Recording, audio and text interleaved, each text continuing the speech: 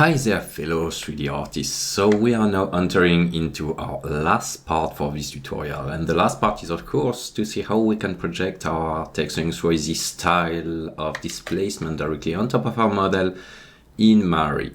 So this part will be about Mari, will be about how we can import things and how we can project our Texturing XYZ displacements and apply it directly to the model.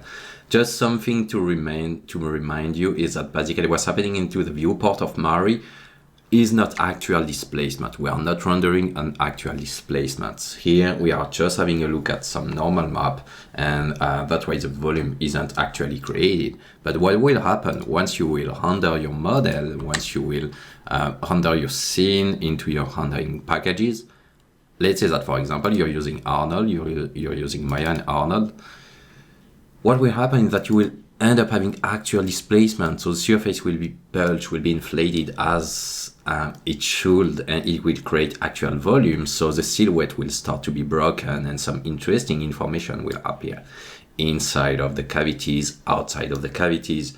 Actual displacement will be put in place. So what do we want to do first? First we want to import our displacement. We want to import our 3-channel files, so we can project that on top of the model. Then once we have the displacement that is imported, what we will want to do is to see how we can split the different channels. Like here, what's happening, if I just have a look at my Texturing XYZ projection inside of the scene, this is my 3-channel displacement happening inside of Mari. But what is happening next is that instead of having it applying like so, I'm separating the different channels.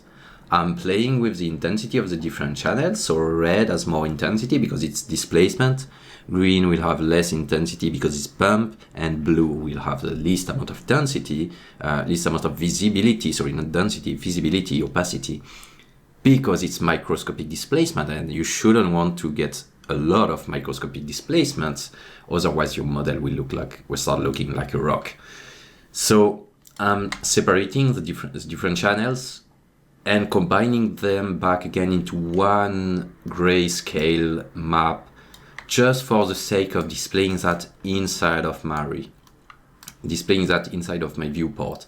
Inside of my rendering packages, I'm still using the one that are separated, that are 3 channels, but in my viewport, I'm using this one instead. In my Mari viewport, I'm using this one instead, so I can see what will be the result of my actual look dev, of my actual surfacing once I will get into material development.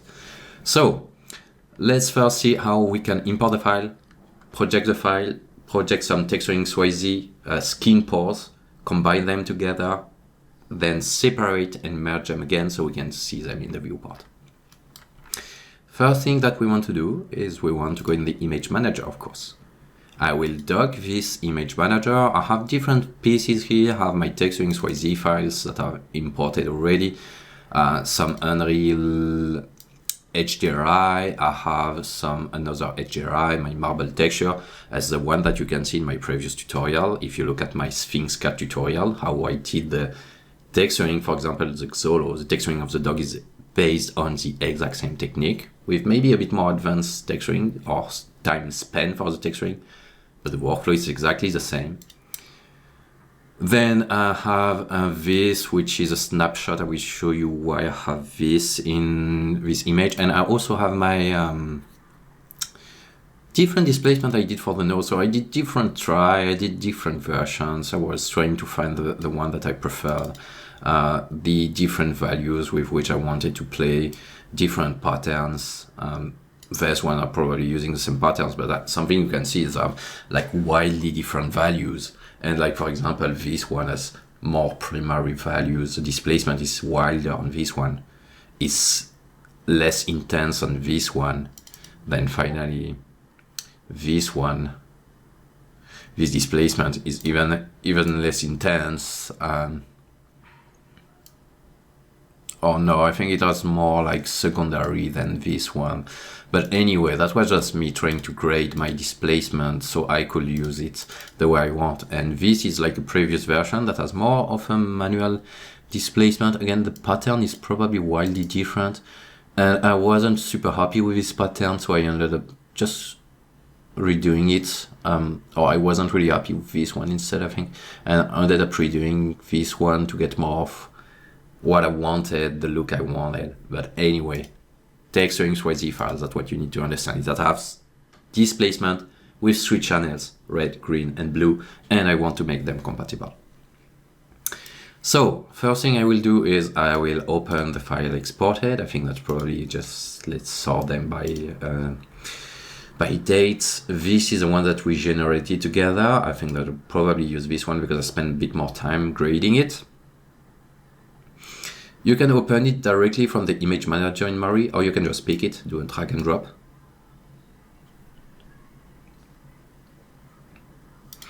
Will take a bit of time to import it. Once it's imported, what you can see is that it doesn't have the same color as the other one. Like if I'm comparing with what's happening on my Texturing XYZ displacement, and you can see that this one is much brighter. Let's just compare this one to, for example, the one for the forehead. Mid value seems to be brighter in the image manager, not here, just in the image manager. And why is that? Is because they are using different color space at the moment. But not only that, is that not only the color space is applying, but also the fact that this forehead Texturing XYZ displacement is checked as scalar data. This one by default, when you import something, it will not be checked as scalar data. Whenever you're importing like grayscale maps that you need to pan through for displacement, then you want to make sure that they are checked as scalar data. You can also check the raw data. It doesn't really matter in this case because we'll still have the same range of value from the raw imported file in an SSCG compartment. But if you really want to make sure that you have access to the raw data and not something that is a slightly different range compared than what we had in Nuke, then just check the raw data. But just checking the scalar data has made sure that the range for this one, or the gray, the gamma for this map, was matching to the other ones. Okay, so we have that. Now what we can do, and we can use this material, or actually instead of using this material, let me show you how we can create a new material and plug the displacement in. Tab, I will work with an Arnold surface standard with shader network. Okay. By default, we want to get some consistency between our sculpting software and our texturing software. So for this reason, what I'm thinking of when I'm seeing consistency is that because we'll pen displacement, then we want to see some color in the viewports that are matching to the kind of material we could use in order to sculpt. So I will pick a color that's maybe a mid-gray.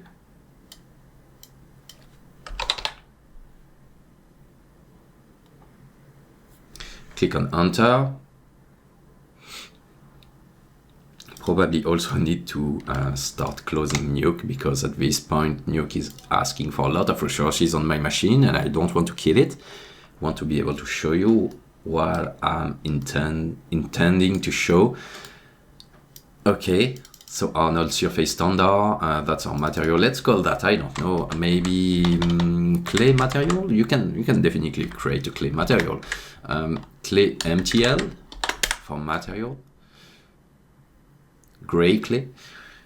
Then the specularity, the fact that we are playing with displacement means that the displacement should under the roughness. The least displacement we have, the more glossy the model will be. The more displacement we have, the more roof the model will be. And that's why you just want to set a mid value here and let the displacement, let the microfacet theory under the amount of glossiness you will have. If you really want to have some glossiness, like for example, you want some oiliness, what I'm doing most of the time, I'm not playing with the weights, I'm playing with the clear coat. And the clear coat is basically my oiliness slider. The roughness of the clear coat is the quality of the oiliness.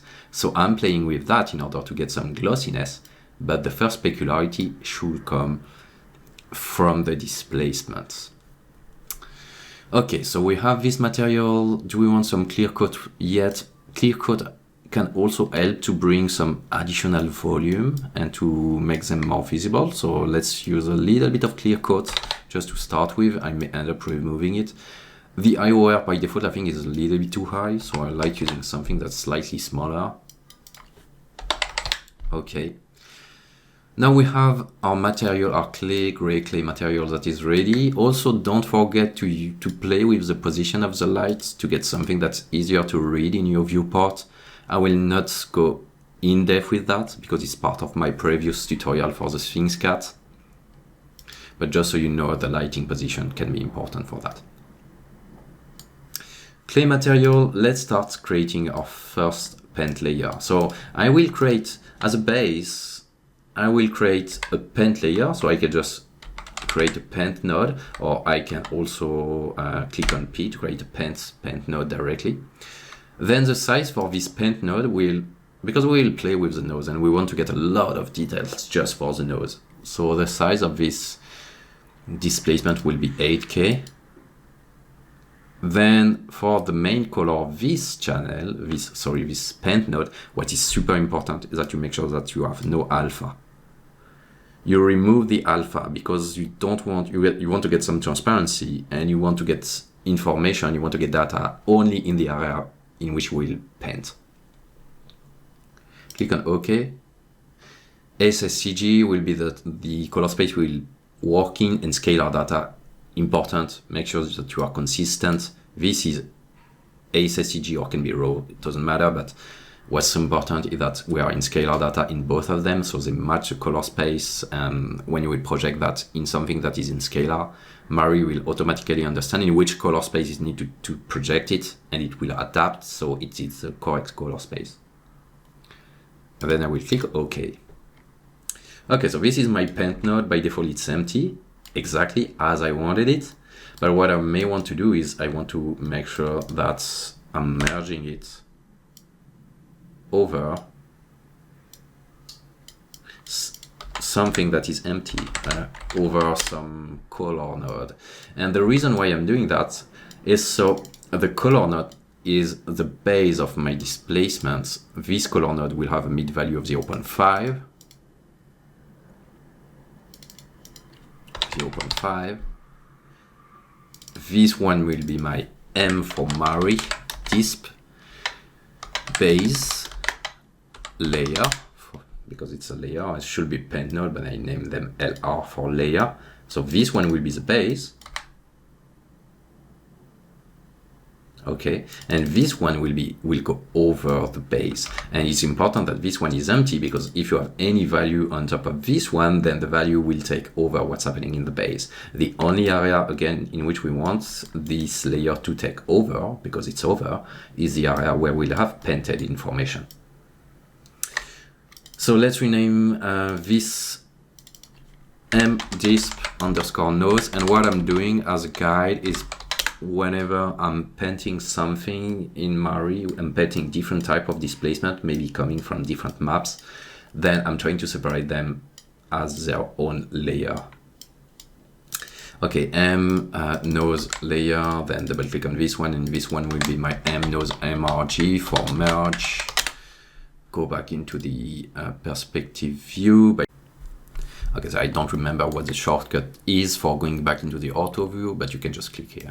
Go back in auto, and the other one will be UVs and so on in perspective, but auto is fine. Okay, then this one, what we can do is we can plug it in our material. Let's wait for Mari to be done with its autosave.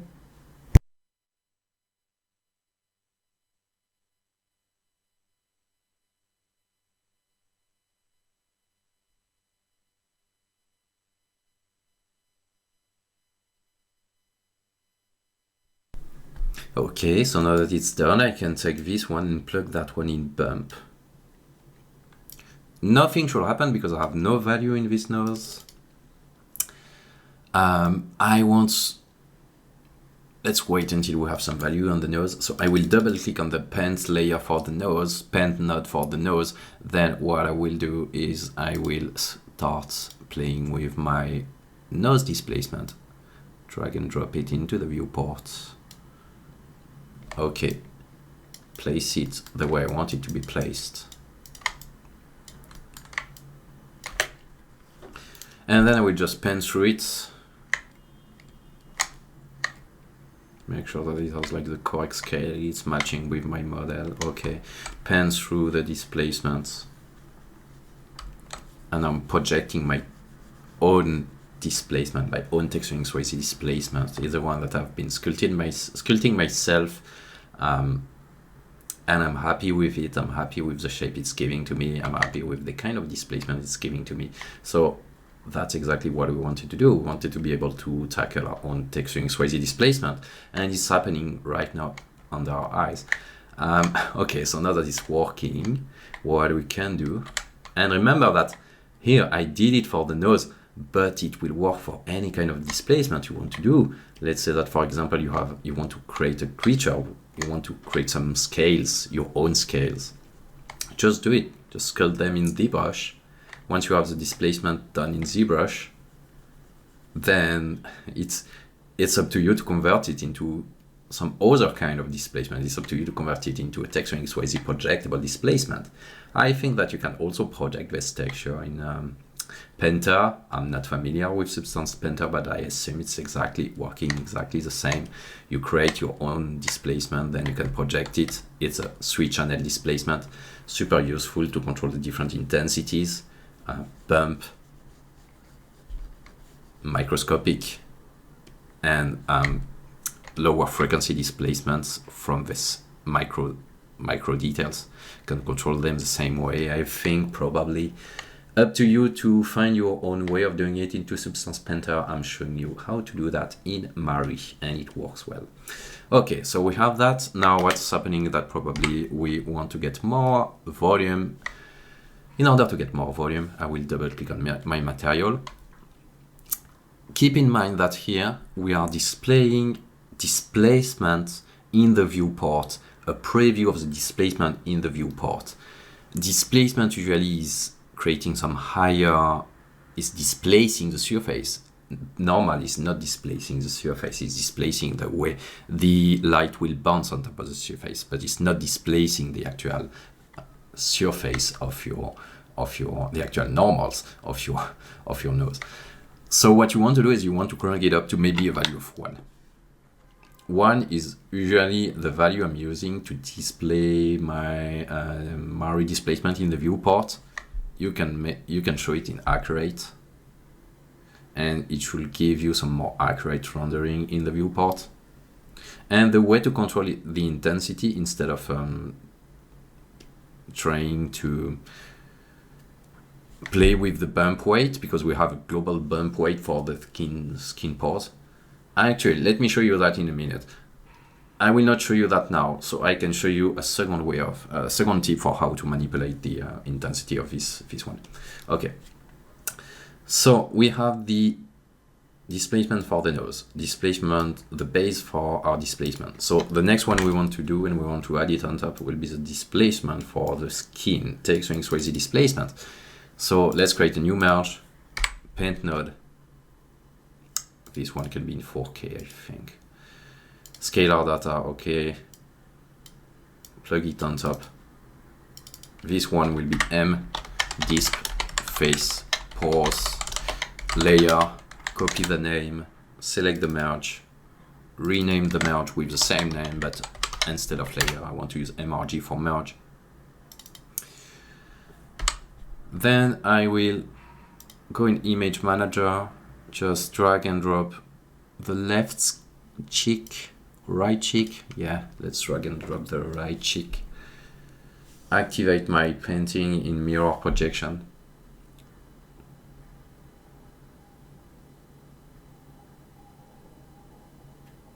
Taking a bit of time, you can see the wheel here. Okay, the wheel is done.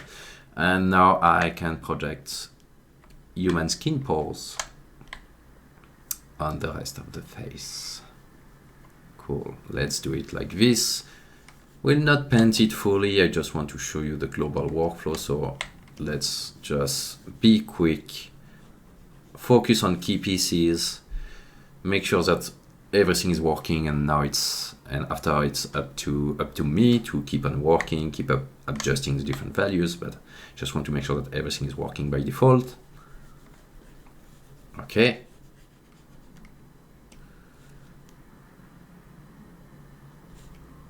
I can paint a little bit of the chin if I want, just go slightly further, look at my model, paint the chin, something like that. Then a little bit of the lips, make the lips slightly bigger, paint them. I could still use my warp node to adjust, make sure that they embrace the actual shape of my dog. But again, I have this texturing that is done on the scene. I just want to show you the global workflow for these pieces, so you understand how it's working. Okay, so we have this for the face, for the nose. Now, something I can see with value of 1 for the displacement, then the displacement for the nose is way too big. It's way too harsh. Way too displacing the surface, and in the end, if I'm using that as displacement, you will see that it will be even bigger, and you will really start to create some huge cracks on the nose. So what you can do is you can take this m_nose_layer, and you can use a contrast node. Rename this contrast node, taking a bit of time to compute different operations happening in the node graph.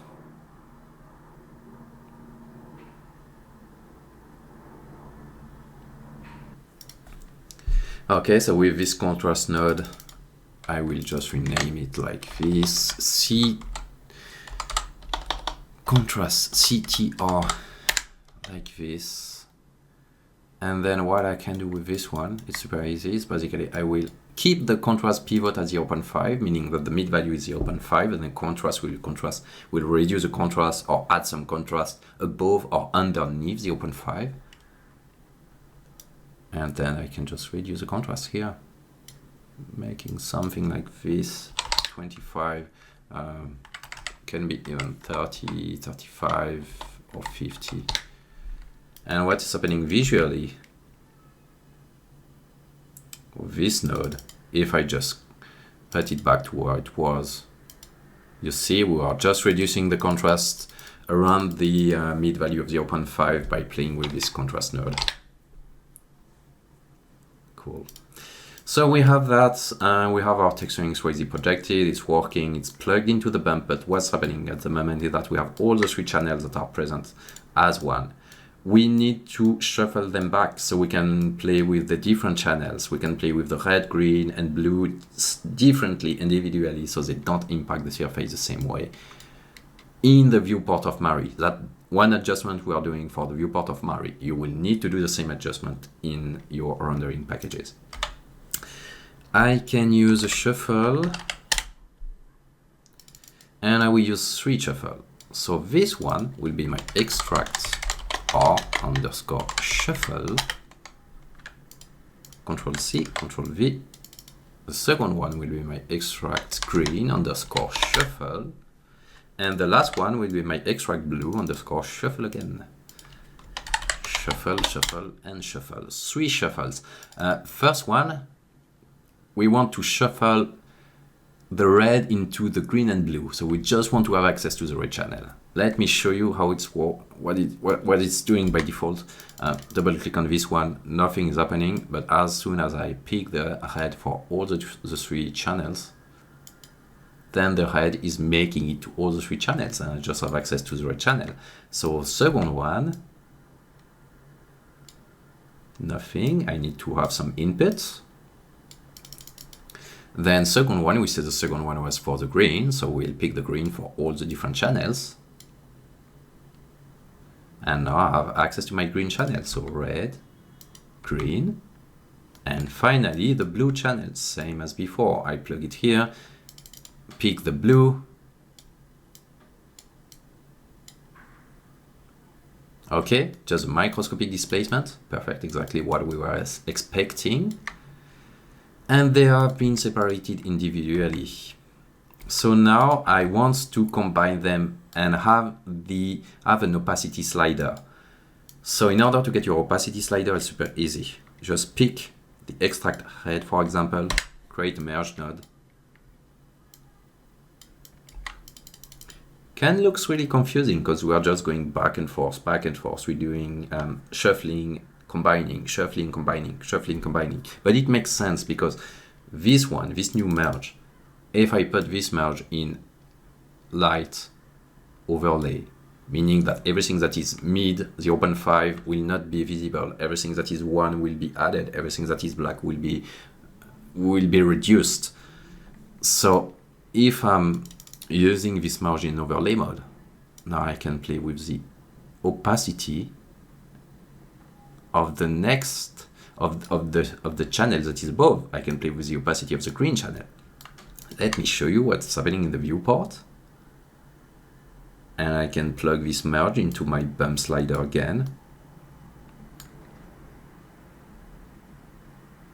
Okay. And as you can see here, by default, with this value, let's rename this merge into mdisp_gmrg because we're merging the green channel. Now what I can do is I can just reduce the opacity of the bump slider. Let's leave it by default. Control C, Control V. Pick now the blue channel. Do exactly the same. This one will be my merge blue. And this is the result I get. So as you can see, it's definitely way too noisy. But again, what we can do is we can control the intensity of 3 different channels. So this one, I can reduce the intensity. Usually, I that's the most intensity. Then the green is maybe between 10% to 25, 30. It really depends on the kind of look you want to get. But I can put overlay value of 0.25. Then the blue will be really subtle. It's something that you want to do just for the extreme close-up. So you can get a really small amount of blue, something like that. And now I have my Texturing XYZ file. Both of them are compatible. Skin pores, human skin pores, my own displacement. I can play with the opacity of the different channels. If I want to get more breakup on the displacement, I can just play with the opacity of this last channel. It's maybe hard to see with the compression of the video, but here I can start to break the specularity by playing with this last slider. Let's reverse to very low intensity. If I want to get more bump, more high frequency displacement, then I can play with the opacity of the green channel. And it will really displace your surface once you will get into your rendering packages. And now whatever is happening, because I have these 3 different channels, if I want to keep on painting the nose, for example, I will pick the nose, the paint layer for the nose, select my nose displacement again. I think it was this one, starting to get too many displacements. Paint it, project it where I need it to be projected, something like that. Project it like this. Keep up the projection here. And it's automatically populating the different pieces. Just go here. Keep up the painting so it can populate the different informations. Cool. Are we done with this tutorial? Let me show you if let me see if I have more information I want to share with you. One last piece of information can be useful for you, and then I think we'll be done with this tutorial. Last piece of information. Okay, so this manipulation can be a little bit tedious and you don't want to do it every time. Once it's done, it's done. So once it's done, basically you can reuse it for all the different projects. You don't have to redo it every time. Just select all the different nodes, Control G. Okay, this one will be our texturing, or can be our XYZ unpacker, GRP. Okay, let's dive in this group. So I have three different inputs, but we know for sure coming from the main node graph that they should use just one input and it's always the same. So I can get rid of the previous one by just taking the input from the first one and putting it into the appropriate nodes, and then I can pick the input 1 and 3 and kill them. Okay, so we have that. Now what do we want to do? We want this group to be some kind of generic group that we can import every time we are doing some Texturing XYZ manipulation. In order for us to do that, what we want to have access to is probably the opacity amount of this first green channel, and we want to have access to the opacity amount of the blue channel. So what we can do is we can expose that at the group level. So when we double click on this group, the settings will be exposed here. So let's dive back into the XYZ unpacker, double click on this merge node, click on this little icon, promote attribute to knob as knob on the parent group node. I will do it on this one. I still have the group selected as a second node properties here, and you can see once I'm clicking on this button, then the amount is starting to appear on the properties of the group. Double click on this one, do the same, click on the promote as knob settings, then double click on my XYZ GRP, and now you can see that without having to dive into this group, let's just reverse all the node properties, just double click on this GRP, make sure that it's isolated. Without having to dive in this group, I can play with the different intensity from the knob properties here. Okay, save. Let's say that I want to import that in my next project. In Node, you can convert it as a custom procedural. Once it's converted into a custom procedural, Mari should expose this bug where it's basically showing you the previous group. That is just something that's happening in the background of the main node graph. This one doesn't exist anymore, it's just a bug, just so you know it. It will disappear when you close and reopen Mari. But this group has been converted to procedural, and you can see that thanks to the new color. Once it's converted as a custom procedural, what you can do is you can export it somewhere you want. Let's say that, for example, I want to export it into my source image folder of my Maya archive. Then what I can do, I want to export it in this particular folder where I have my source images, MPC for the MPC is basically the extension name of the custom procedural, Mari procedural custom or something like this.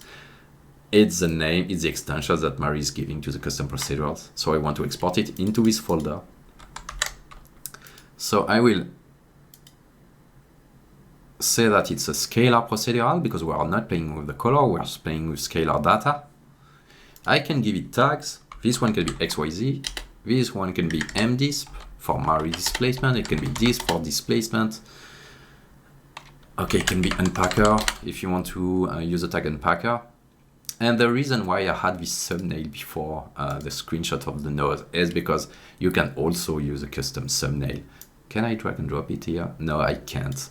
But if, let me see if I have the thumbnail here. No, it's not here. If you want to create your own thumbnail, like for example, I want to create this as a thumbnail, I can do a screenshot.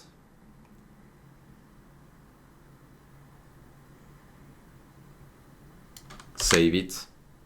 Then I will just localize my screenshot into my appropriate folder. It should be in light shots. Pick this one. Let's copy it into this MPC folder just for the sake of demonstration. Now what I can do is I can pick this as my thumbnail. Click on open, and this will be the thumbnail that will be used for the exported procedural. Now export path, let's click on that. I want to export it in the same folder as the previous one, and I want to name it XYZ Unpacker 001 because it's the version 001, and you see file type is MPC file. So click on save. It's asking me if I want to rename my group to the name of the file. I will just click no because I don't want to rename it. And now I can export as custom procedural.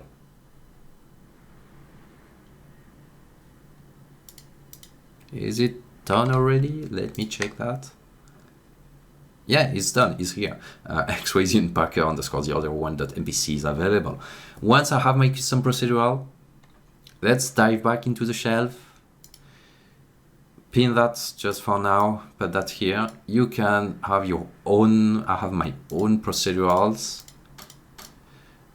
It should be here in procedural utility, which is the one I've created for myself, where I have my Mari utility. I can pick my Texturing XYZ Unpacker, drag and drop it here. And now I have access to my Texturing XYZ Unpacker as a custom procedural. So what I can do, let's say that, for example, I have a Mari scene where I'm working, I'm projecting my Texturing XYZ, but I do not have it unpacked yet. So if I don't have it unpacked, I can just take this one, drag and drop it here, double click on it, and you see it has the same setting as the one that were exposed. So now I can just like plug my painting, my projected map, replace the connection, and I will get the exact same result because I have this procedural that is available in this scene. And I think that covers everything I wanted to show you during this tutorial. So remember, what you are seeing in Mari's viewport is basically not the final render. It's not what you will get in the final render. If you were to work with Unreal Engine, for example, and you wanted to achieve the same kind of manipulation, you can absolutely do it. Just make sure that you spend more time in Mari and that your viewport is more accurate, is looking more toward what you are expecting to get in Unreal Engine, because they are both real-time viewports. So it's important that you make sure that your display, that your viewport, or that your texture manipulation is more accurate to what you need to do.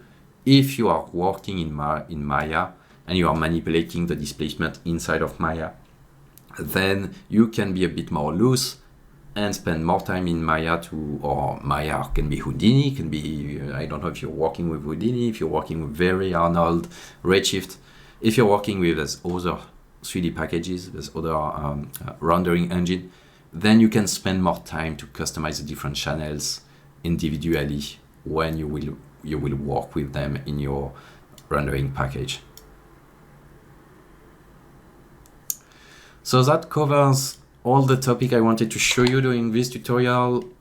Feel creative, do whatever texturing, whatever displacement you want to do. Create your own displacement, feel absolutely free to do it. And again, if you enjoyed this tutorial, please drop a like, share it with your friends and colleagues, and feel free to follow me on my ArtStation, LinkedIn, or whatever. I'm always happy to share the knowledge, and I'm always happy to get more visibility from you guys. This is it for me now. Enjoy and have fun doing your own texturing.